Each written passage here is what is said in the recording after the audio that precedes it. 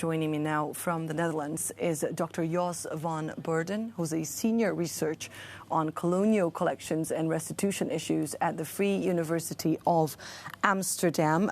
Dr. Beurden, thank you very much for talking to us. How significant is this decision by the Forum to negotiate the restitution of the art? It is very significant because the Nigerians, they have been asking for it for years. They have been pressing for it since 2010.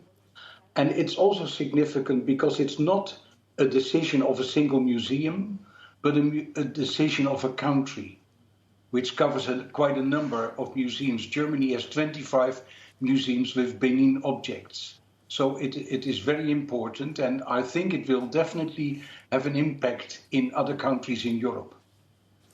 So you believe this could put pressure in other governments? I mean, the single largest collection of Benin Bronzes is actually held by the British Museum. Are there any signs that this decision could impact the attitude of the British authorities?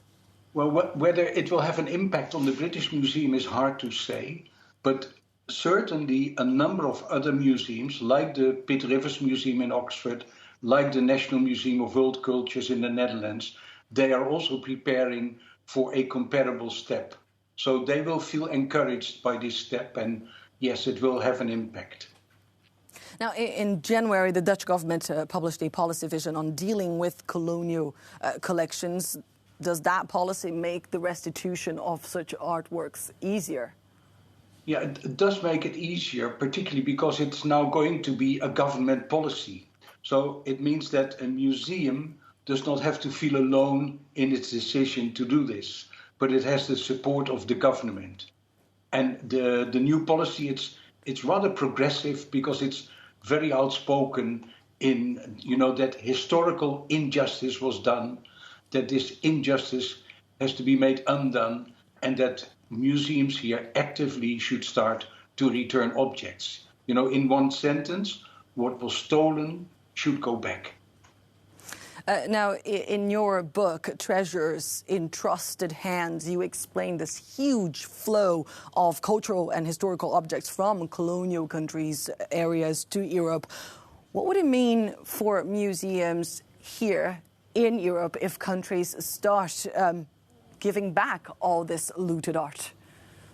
Well, the point is not so much that everything goes back. Very few countries ask for it. And what I know from Nigeria is that so far they have asked for a number of objects to be returned. And for instance, in the former Dutch colony of Indonesia, they say, we absolutely don't want everything to get back because it's too much. It's simply too much. We don't know where to hoard it, where to store it. So, the fear that museums will get empty is not very serious. But there's another point that the Humboldt Forum, it said that they even will not show anymore the Benin objects because it was robbed, it was stolen, and they will work with copies of it. So this might lead also to a rather big change in the museum world.